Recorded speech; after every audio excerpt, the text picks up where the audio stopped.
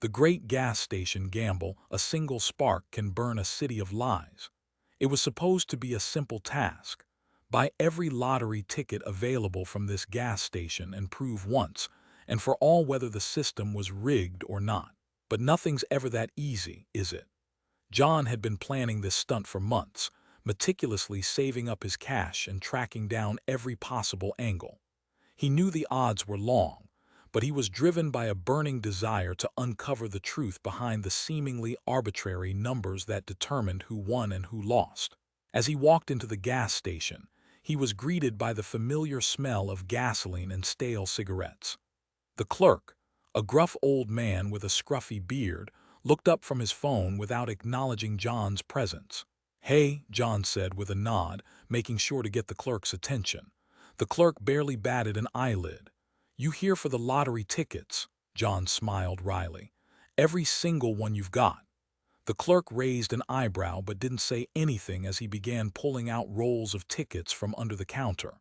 John watched intently, his mind racing with calculations. It was going to take him a while to get them all. Day turned into night as John continued buying up every ticket in sight. The gas station owner, a burly man named Mike, started getting agitated when he saw how many tickets were being taken away. "Listen, buddy," Mike said, his voice thick with impatience. "You're taking a bit much, don't you think?" John looked up from the stack of tickets in front of him. "Just a few more, please." Mike sighed and continued pulling out tickets, but his expression told John that he wasn't happy about it. As the hours passed, John's haul grew to epic proportions. Stacks of tickets towered beside him like small mountains. He was getting close, he could feel it.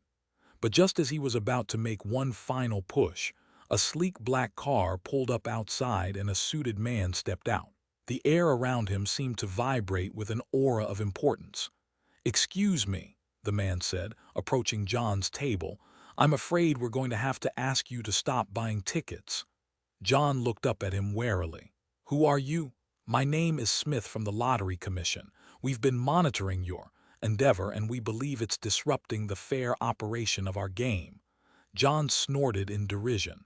"Fair? You call this fair? Rigged system, that's what I'm trying to expose." The suited man smiled coldly. "You're free to buy as many tickets as you like, Mr. John," he supplied. "Mr. John," Smith continued, "but we'll be forced to take measures if your actions continue to disrupt business." John narrowed his eyes. This was it. He knew the commission would stop at nothing to silence him, but he wasn't going down without a fight. With newfound determination, John redoubled his efforts. Tickets were pulled out from every corner of the gas station, piled high in towering stacks. The suited man and the gas station owner tried everything to stop him, calling the police, threatening to cut off their supply of lottery tickets, but nothing could stem the tide.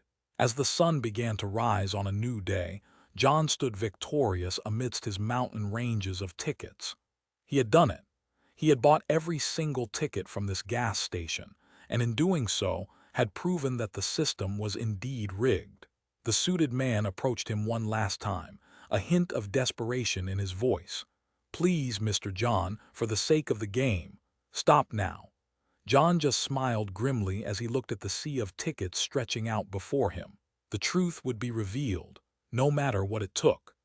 As the first customers began to arrive at the gas station, they were greeted by a sight that made their jaws drop. Every single lottery ticket imaginable was stacked haphazardly around the store, each one bearing the same number. It was a testament to John's perseverance and determination. The system had been exposed for all to see, and nothing could ever be the same again. The gas station owner shook his head in amazement as he looked at John.